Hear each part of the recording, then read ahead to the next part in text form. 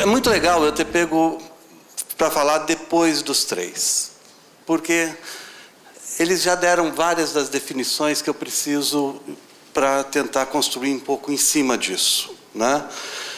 Eu começo com uma pergunta, né? Quais são os dois principais fatores pelos quais uma empresa deve ser sustentável? Deve tentar trabalhar para ser sustentável.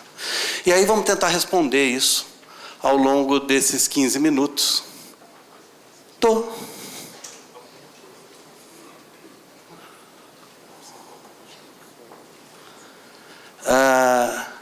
Então, quais são os principais fatores que levam uma empresa a precisar e a desejar ser sustentável, né? Tem, entre os 72 slides que eu trouxe, tem um que eu precisaria dele para mostrar para vocês qual é o impacto que a gente realmente está causando nesse planeta. Como é que a gente está, o que a gente está fazendo para essa coisa, para esse planetinha chamado Terra, né? Já pode avançar? Como é que avança aqui?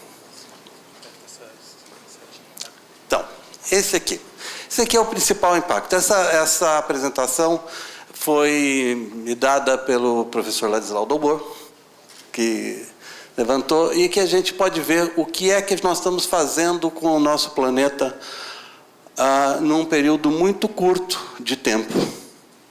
O impacto crescente que nós estamos fazendo em população, concentração de CO2, PIB, perda de florestas tropicais, extinção de espécies. Olha, extinção de espécies, vamos pegar o número 6 aqui, né? Começa a medir aqui pouco antes de 1900, e ela é essa... A gente tem aquele laserzinho aqui? Acho que não, né? Bom, vai subindo e todo mundo se encontra lá em cima, e aí nós estamos só no ano 2000, tem mais 14 anos adiante disso, que tudo isso vira uma linha reta para cima, né? O impacto que nós estamos causando no planeta é um negócio que, em algum momento, isso vai se tornar absolutamente irreversível. A gente não vai conseguir recuperar essa diversidade do planeta. E isso tem muito a ver a questão da exploração de peixes. O item número 10, como vocês podem ver, ele sai daqui em 1950, no 2, e sobe como uma linha reta também. Nós estamos praticamente destruindo o nosso habitat, nosso próprio habitat, numa velocidade astronômica. Essas são as nossas fontes de energia, né? A gente vinha lá de baixo só com biomassa. O que nós hoje chamamos de biomassa, e aqui entra o nosso álcool combustível, ainda continua uma coisa muito pequena no nosso perfil de consumo de energia. A gente ainda usa carvão de uma forma absurda para a geração de energia. O óleo, petróleo, de 1900 para cá, assumiu uma proporção maior. Depois nós temos gás, renováveis e nuclear.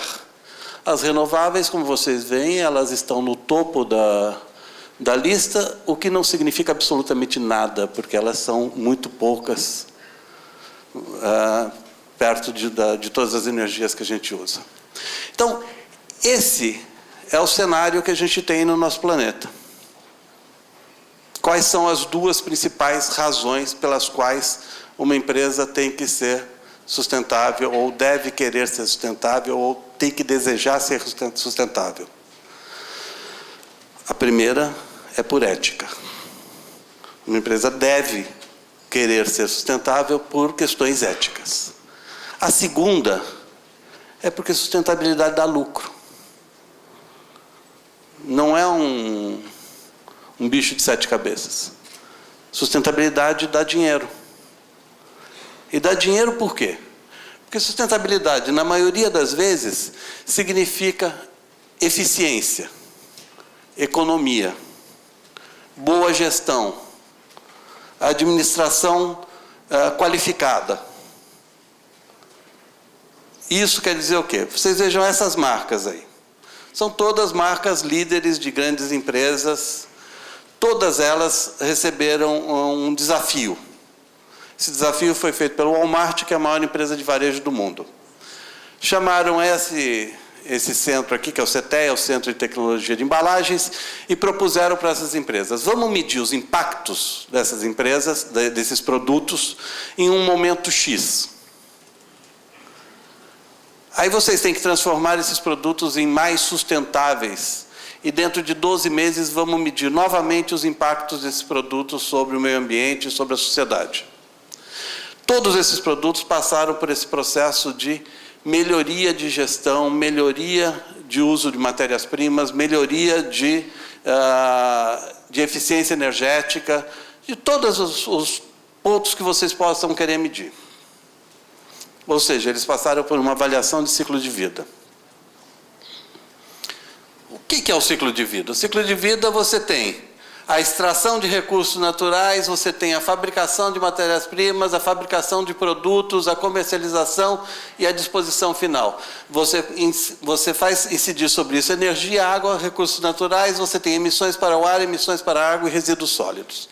Isso, muito simplificadamente, é uma avaliação de ciclo de vida de produto. Serve para qualquer produto, né? Não importa qual ele seja. Ora, se você economiza energia, economiza água, economiza recursos naturais, diminui emissões para a água e diminui os resíduos sólidos, em outras palavras, você está fazendo o quê? Você está reduzindo o custo de qualquer produto que você esteja fazendo. Você tem uma redução objetiva de custos desse produto. Então, ser sustentável tem dois motivos. Um motivo ético e o segundo motivo é porque dá lucro. Então, se o fator ético não mobiliza, e a gente tem visto muitas vezes que o fator ético não mobiliza, né? É complicado isso, pelo menos porque dá lucro, deve mobilizar. Esses são os resultados globais deste projeto. Aqueles produtos todos que eu mostrei, ao final de um ano, eles tiveram uma economia variável de 32% a 64% de produtos por caminhão transportado. Reduziram as embalagens. Exemplo, caixinha de Band-Aid. Dava para bater sambinha nela, com aquele Band-Aid chacoalhando lá dentro. O que eles fizeram? Reduziram e coube só a quantidade de Band-Aid correta. Redução de emissões de gases de efeito estufa em 3.171 toneladas de CO2 equivalentes. Economia de 17,3 milhões de quilômetros rodados. Chega para qualquer gestor de logística e diz: olha, eu vou te economizar 17,3 milhões de quilômetros rodados. O cara vai sair pulando de felicidade. Se o resultado final for o mesmo, ele vai ser o gestor de logística mais feliz do planeta.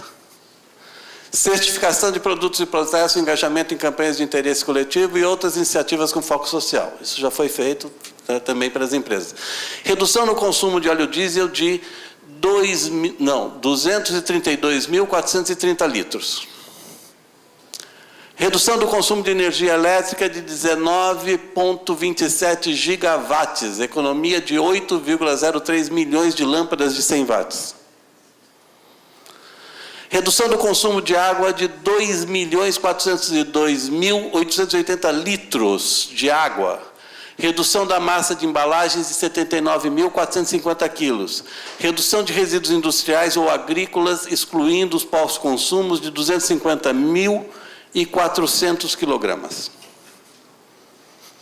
Então, sustentabilidade dá lucro. Porque tudo o que foi feito ali foi feito em busca de melhores critérios de sustentabilidade nos produtos.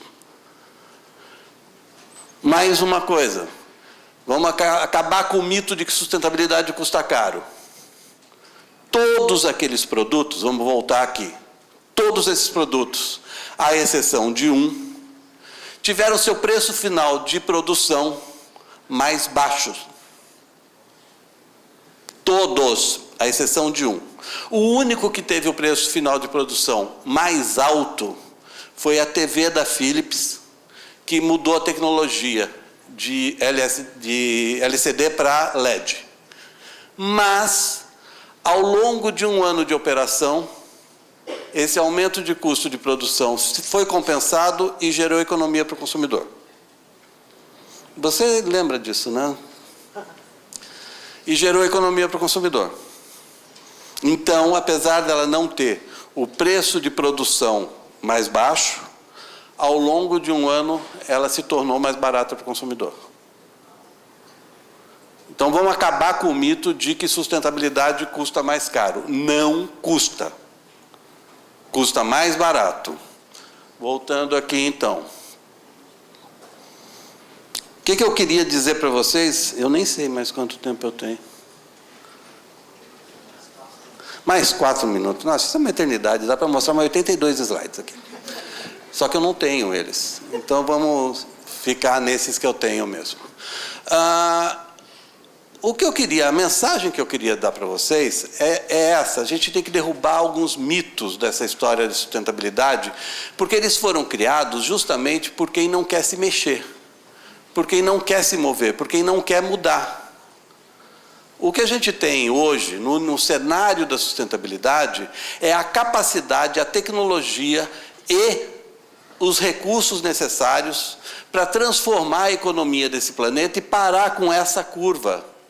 Opa, vamos voltar. Perdi. Agora saiu fora.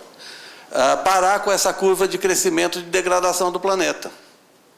Porque essa curva de degradação, ela só tem um resultado possível. Ela só tem o resultado da geração de miséria. Você não ter disponível recursos naturais, matérias-primas, a natureza, você não ter a capacidade, a resiliência da natureza em repor, em se recompor, em colocar à disposição novas matérias-primas, significa miséria. Nós somos hoje 7 bilhões de habitantes no planeta Terra, vamos a 9 bilhões, segundo as estimativas, até 2050, ou seja, está logo aí, 2050 não falta muito para chegar.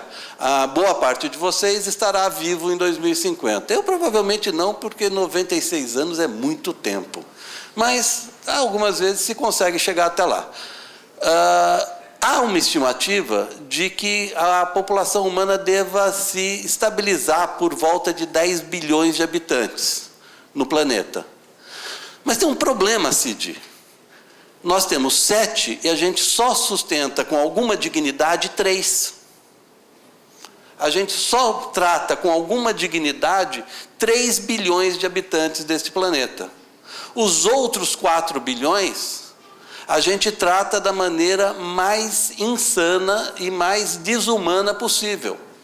E não é só o fato de que a gente tem trabalho escravo em diversos locais do planeta, inclusive no Brasil. É o fato de que a gente mata boa parte desses seres humanos antes sequer deles se tornarem adultos. É o fato de que a nossa geração é a geração que mais mata jovens, desde que a história humana começou. Nós matamos jovens. Quem morre com a violência das guerras, das ruas, dos morros, do tráfico, são jovens. Jovens, na sua maioria, jovens negros. Né? Então, a gente tem que pensar muito seriamente em que tipo de relação a gente quer continuar tendo com a nossa sobrevivência futura. O que a gente quer? Qual é o planeta que a gente quer? Qual é a vida que a gente quer? Qual é a empresa que a gente quer? Que tipo de relação a gente quer ter com o nosso futuro? Eu tive outro dia no escritório de um executivo, na Avenida Paulista, aqueles escritórios luxuosíssimos que tem lá, né, Flávia? E estava lá entrevistando o cara, eu sou jornalista, estava entrevistando o cara, eu não vou citar a empresa, porque vocês vão saber de quem eu estou falando. E a secretária dele entrou com um punhado de documentos importantíssimos, ele assinou os documentos, virou para ela e falou: mande imediatamente por motoboy para não sei aonde. Eu falei: tá bom. Aí eu queria continuar a entrevista e ele estava indo para o aeroporto. Aí ele virou para mim e falou: se você quiser, você me acompanha até o aeroporto, a gente continua a entrevista no carro. Eu falei: perfeitamente. Entrei no carro, estou lá continuando a entrevista, passa um motoboy a 100 km por hora naquele corredor de carros de São Paulo. São Paulo tem mais motoboy do que o Rio, né? Ele xinga o cara, o menino, que é um absurdo, esses moleques, esses motoqueiros andando por aí. Eu parei, eu olhei para ele e falei, bom, mas você não acabou de mandar um motoboy levar um negócio com a maior urgência possível para alguém? Aí ele parou, olhou para a minha cara, como se uma coisa não tivesse nada a ver com a outra. Não há relação de causa e efeito entre o que ele fez e ter um motoboy andando a 100 km por hora na rua. Numa outra oportunidade também no trânsito, também executivo bem posto na vida, passou pela faixa de pedestre na frente de um pedestre que estava atravessando e depois passou mais um sinal vermelho. E eu estava no carro. Aí eu perguntei para ele, falei, ele tinha acabado de chegar de Los Angeles, tinha passado um tempo em Los Angeles na empresa. Perguntei para ele, mas era assim que você dirigia em Los Angeles? Não, lá não pode. Lá não pode. Eu só tenho um minuto. Então, Los Angeles não pode. Mas aqui pode. Por que aqui pode? Aqui não pode também. Se nós continuarmos com essa relação de que lá é bom, aqui pode, de que o que eu mando fazer dentro da minha empresa não tem uma relação com o que acontece fora da minha empresa, das decisões que eu tomo não tem uma relação com aquela faixa ali, com aquela coisa subindo daquele jeito, se a gente continuar achando que nós somos a elite pensante e dirigente desse país. Ou não? Alguns de vocês serão presidentes de empresas. Não sei quais, mas se eu descobrir, eu vou tentar vender um servicinho, tá? Mas, se nós continuarmos pensando assim, eu sinto muito. Nós estamos caminhando, nós vamos fazer assim, feito aquele cara inteligente, perfeitamente brilhante, que chegou à beira do hospício, do precipício ali, com a maior dignidade, e teve a coragem de dar um passo adiante. Não? E o passo adiante vai nos levar onde? Não? Para o buraco eterno. Muito obrigado, gente. Cid, obrigado. Obrigado, Dal.